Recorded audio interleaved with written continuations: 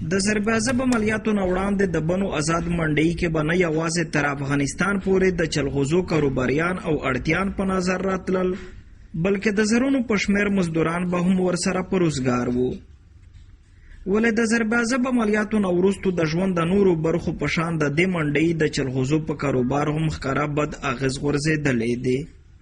که یو لوري ته د غلام خان په بندر د افغانستان مالونه راوړل بند شوي دي،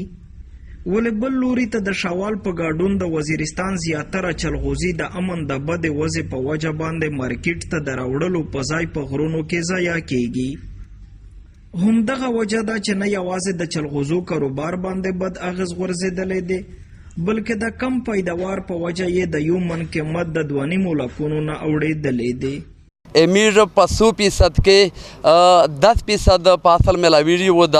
70% پاسل امیر امزکه تدریمی امیر وسه بورای چې غا غیټه روړل نه را غیټه د امیر نه 4-5 بورای ولا زیاس ولا تیش ولا امید دا اپیل د حکومت اپیل د راون پاسل ته د زیان نه اړوي راون پاسل د امیر د چانغوزي غرینه غون ډاکتي. په دې اړه د آزاد منډۍ د تاجرانو د اتحادیې مشر حاجي لایر خان وایي د غلام خان بندر د افغانستان د چلغوزو د پاره خلاص کړی شي او په خاصه توګه د کرخې هغې غاړې ته چې د وزیرستان د ځنګلونو کم مالونه دي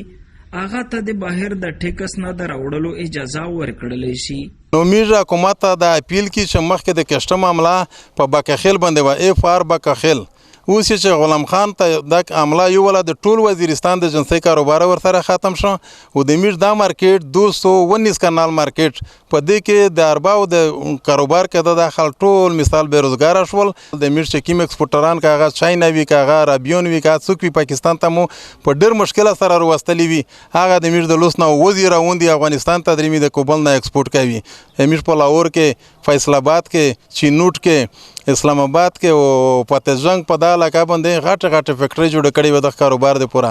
ټول باتی پرتی دي کنه بند پرتی دي موږ مزدوران د مش خلک ټول بیروزګار شوي دي کنه. دغه تاجران دا هم وایي آزاد منډۍ د چلغوزو په حواله پاکستان کې د ټولو نه لویه نړیواله منډۍ ده چې د دې منډۍ نه د لاهور د لارې د چین په ګاډون د عربو هیوادونو سره په لویه کچه د چلغوزو کاروبار کولی شي. د کیمرامین افتاب خان سره گوهر وزیر، خیبر نیوز،